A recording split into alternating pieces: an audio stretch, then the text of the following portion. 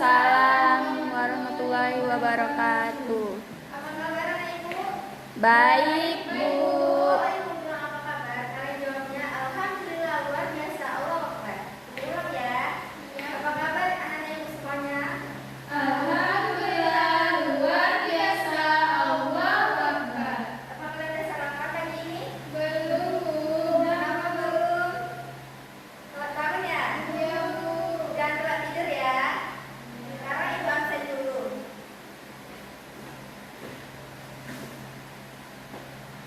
Alfi hadir? Sakit Bu. Bagas? Hadir. Husna? Hadir. Eki? Hadir. Sebelum kita melakukan pembelajaran, mari kita explain dulu ya, biar semangat. Bangun semuanya. 1, 2, 3. Tangan ke atas menggapai bintang, tangan ke samping burung yang terbang, tangan ke depan ikan berenang, duduk yang rapi siap berdoa, tak putar-putar tangan diputar, gulung-gulung tangan digulung. Ular melingkar di pagar bundar, kanan, kiri, atas, bawah, siap berdoa. Tepuk jari 1, tepuk jari 2, tepuk jari 3, tepuk jari 4, tepuk jari 5, berbunyi semua. 1, 2, 3, siap berdoa. 1 jari kanan, 1 jari kiri, ku gabung menjadi 2, ku buat jembatan panjang. 2 jari kanan, 2 jari kiri, ku gabung menjadi 4, ku buat kamera cekrek. 3 jari kanan, 3 jari kiri, ku gabung menjadi 6, ku buat menara ikrik. 4 jari kanan, 4 jari kiri, ku gabung menjadi 8, ku buat telinga kelinci. 5 jari kanan, 5 jari kiri, ku gabung menjadi 10, ku siap berdoa. dan semuanya berdoa dulu ya anak-anak. Bismillahirrahmanirrahim. Rabbi shrahli sadri wa yassir li amri wahlul 'uqdatam min lisani yafqahu qawli. Rabbi zidna ilma warzuqna fahman wa amalan sholihan bi rahmatika ya arhamar rahimin. Anak-anak ibu semuanya udah tahu belum apa materi kita hari ini? Belum Bu. Baik, materi kita hari ini adalah tentang tumbuhan sebagai sumber kehidupan di bumi. Anak-anak ibu tahu nggak apa itu tumbuhan? Pohon pisang Bu. Ya, itu juga termasuk dari tumbuhan. Pengertiannya, tumbuhan merupakan salah satu makhluk hidup yang terdapat di dalam. Dan pengertian yang lebih jelas akan dijelaskan oleh Ibu Eki.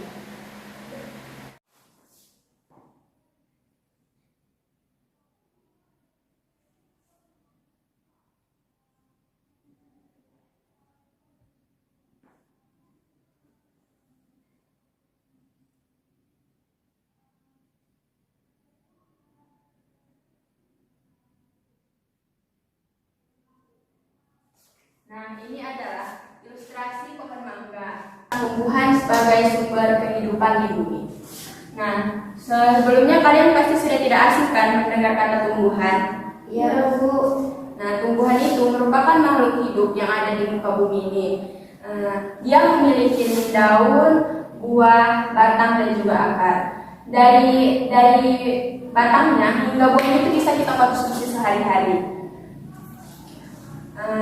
Tumbuhan ini juga bisa menghasilkan cadangan makanan sendiri untuk mengikuti proses fotosintesis. Sebelumnya kalian tahu nggak apa itu fotosintesis? Tidak. Nah, nanti kita akan bahas fotosintesis. Sebelumnya kita akan membahas bagian-bagian tumbuhan dulu. Yang pertama yaitu akar. Akar itu terbagi menjadi dua bagian, yaitu akar serabut dan juga akar tunggal. Agar kalian tidak bingung, ibu sini membawa medianya. Yang pertama itu, ini dia akar serabut.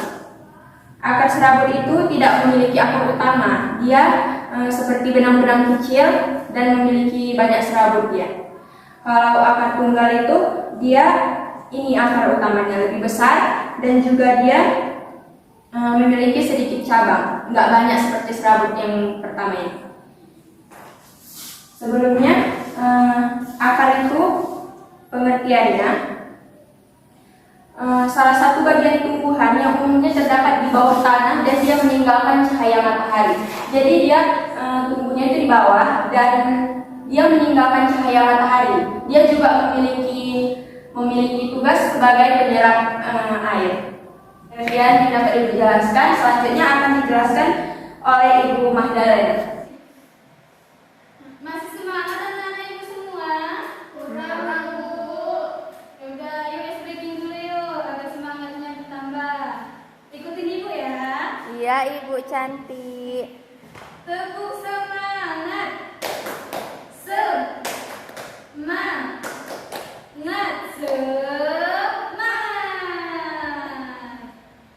Nah, di sini udah semangat semua? Nah, di sini Ibu akan melanjutkan materi dari pembahasannya Ibu Eki, yaitu tentang batang. Batang adalah bagian tumbuhan yang tumbuh di atas tanah dan memiliki ranting, yang mana ranting tersebut memiliki tempat tumbuhnya daun, bunga, maupun buah.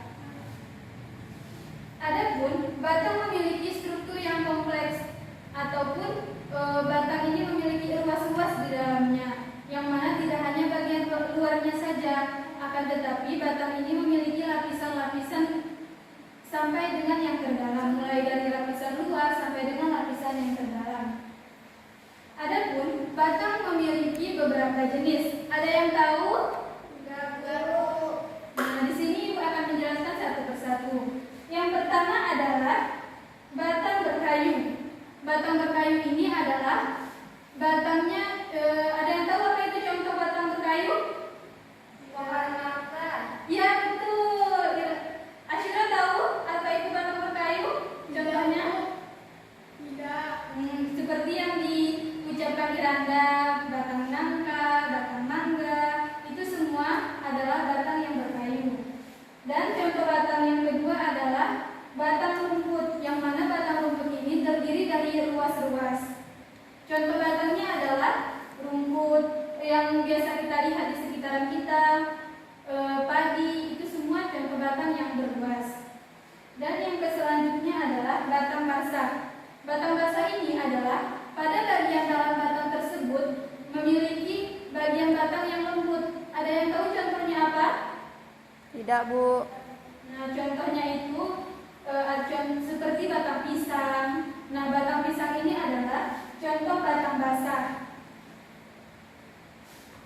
Selain itu, batang juga memiliki fungsi-fungsi. Kalian tahu nggak apa itu fungsi daripada batang? Menyerap air, Bu. Ya, salah satunya menyerap air. Nah, akan lebih jelasnya, Ibu jelaskan kembali ya. Yang pertama adalah alat transportasi yang mengangkut air. Nah, fungsi batang yang pertama adalah mengangkut air dari akar, yang mana akar tersebut kan menyerap garam mineral atau air dari dalam tanah yang disalurkan melalui batang. Nah, batang di sini akan menyalurkannya ke daun. Dan yang kedua adalah tempat penyimpanan cadangan makanan. Bukan kita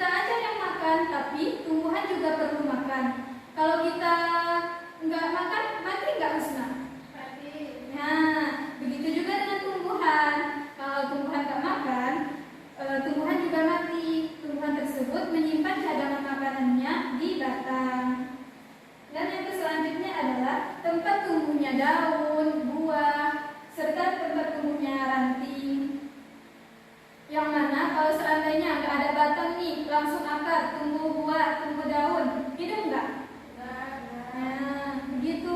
Di situ fungsi batang di sini adalah tempat tumbuhnya daun, tempat penopang daun tersebut.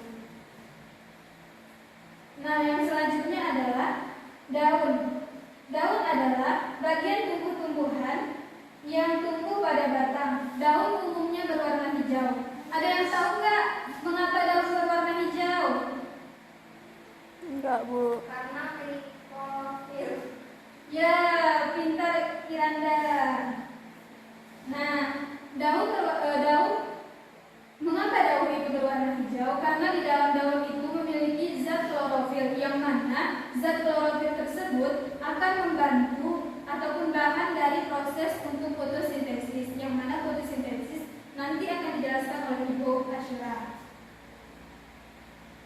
Nah, bentuk daun terbagi menjadi 4. Yang pertama adalah daun yang bertulang menyirip.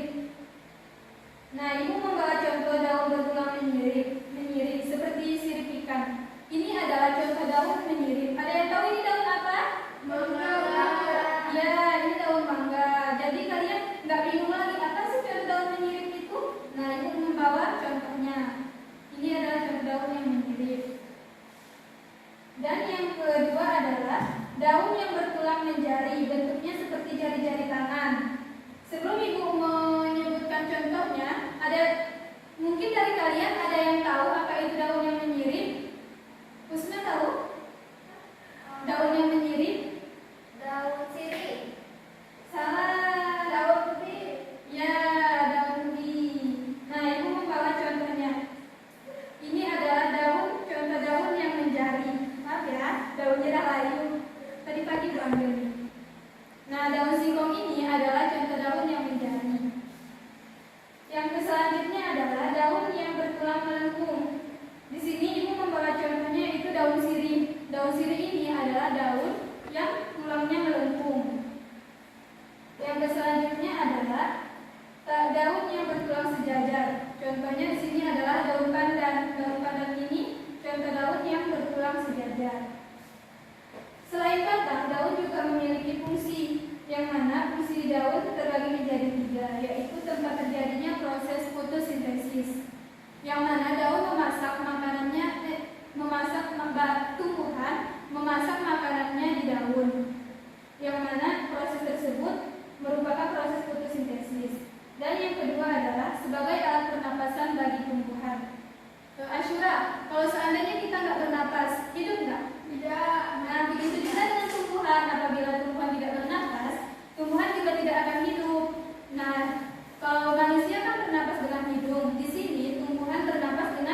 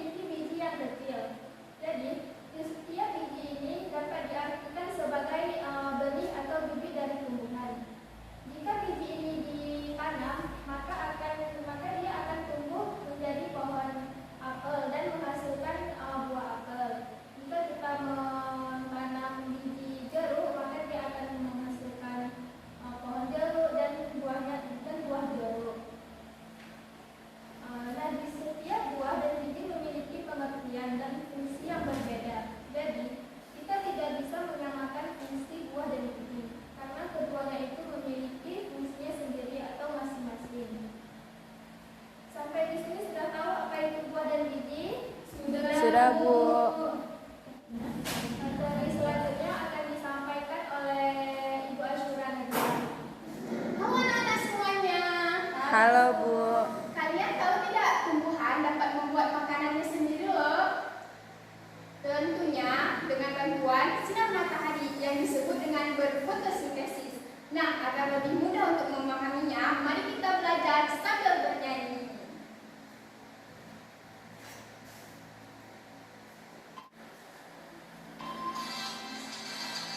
Ayo kita belajar tentang fotosintesis. Tumbuhan yang memasak-masakkannya sendiri. Apa saja bahannya, bagaimana prosesnya?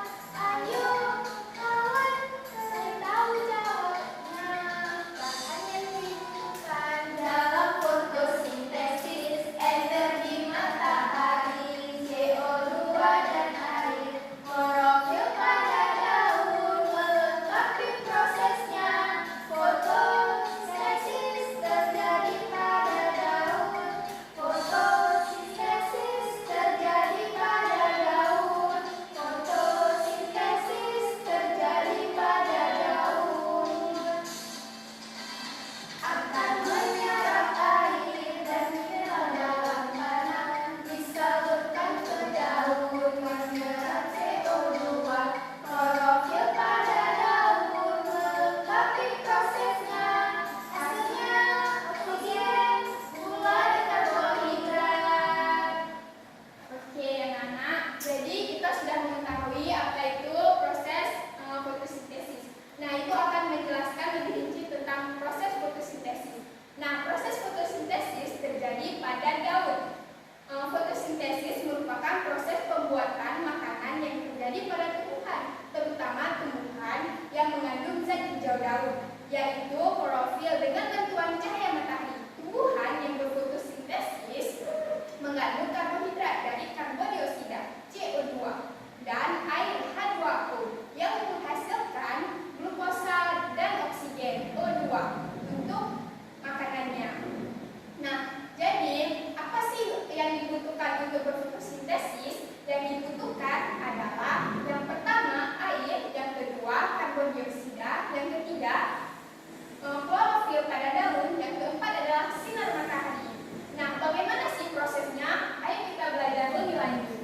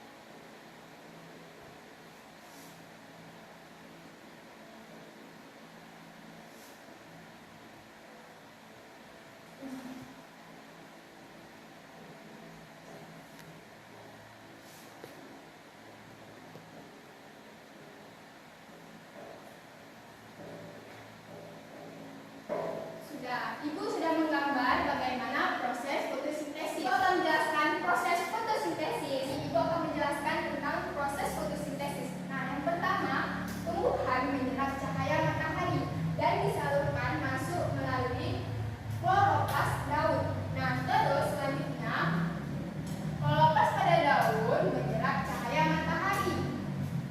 Nah, akar menyerap air yang ada di tanah, disalurkan ke batang dan ke seluruh daun. Nah, setelah proses selesai, akan menghasilkan karbohidrat, yaitu glukosa dan oksigen. Nah, jadi karbohidrat atau makanan yang dihasilkan akan disalurkan ke bagian batang dan seluruh bagian tumbuhan. Dan kelebihan makanan akan disimpan di seperti di buah dan di umbinya. Nah, jadi apa sih manfaat fotosintesis tersebut? Manfaatnya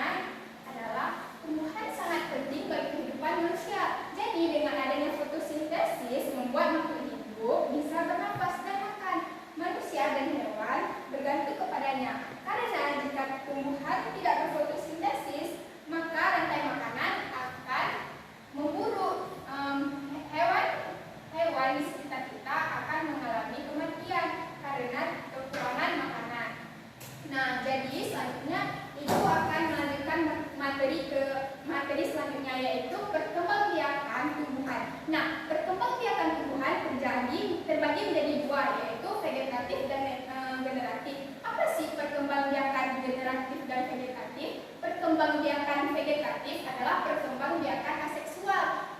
Perkembangbiakan yang dilakukan secara membiologis. Nah, bagaimana sih contohnya? Apa sih contohnya? Contohnya adalah batang serai, batang stroberi.